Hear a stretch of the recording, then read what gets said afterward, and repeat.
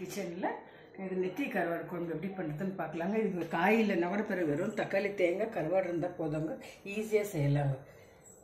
தேவையான பொருட்கள் டமாட்டோ பியூரிங்க, தேங்காய் பேஸ்ட்டுங்க, ஆனியனு, கருவேப்பிலை, ஒரே ஒரு பச்சை மிளகாய் கவுச்சிக்காகங்க, தனியாத்தூள், மிளகாத்தூள், மஞ்சத்தூளுங்க, நெத்திலி கருவாடு, உப்புங்க, தண்ணி, எண்ணெய், இவ்வளோ தாங்க ஃப்ரெண்ட்ஸ் இதுக்கு தேவையான பொருட்கள்.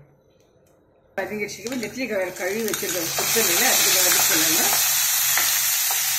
கொஞ்சம் அரிசிக்கு மிளகாத்தூள், தனியாத்தூள், மஞ்சத்தூளுங்க, இதோட டமாட்டோ பியூரி போட்டுக்கலாங்க.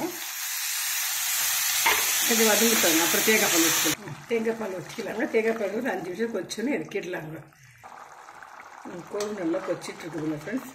கருவாட்டு குழம்பு ரெடி ஆகிடுச்சுங்க ஃப்ரெண்ட்ஸ். சுட சுட கருவாட்டு குழம்பு ரெடி ஆகிடுச்சுங்க. அது பிறகு கருவாட்டு குழம்பு வந்து ரொம்ப உடம்பு நல்லதுங்க. இந்த வீசிங் ப்ராப்ளம் இருக்கிறவங்களுக்கெல்லாம், கோல்டு இந்த வெதர் இருக்கிறதுனாலங்க நீங்களும் ட்ரை பண்ணுங்க. வீசிங் ப்ராப்ளம் இருக்கிறவங்க, கோல்டு இருக்கிறவங்களுக்கெல்லாம் இது செஞ்சு சாப்பிடலாம் ஃப்ரெண்ட்ஸ். காயே இல்லைன்னா கூட பரவாயில்லைங்க, தக்காளி வெங்காயத்தை வச்சு செய்யலாம். தேங்க்யூ ஃபார் வாட்சிங் ஃப்ரெண்ட்ஸ்.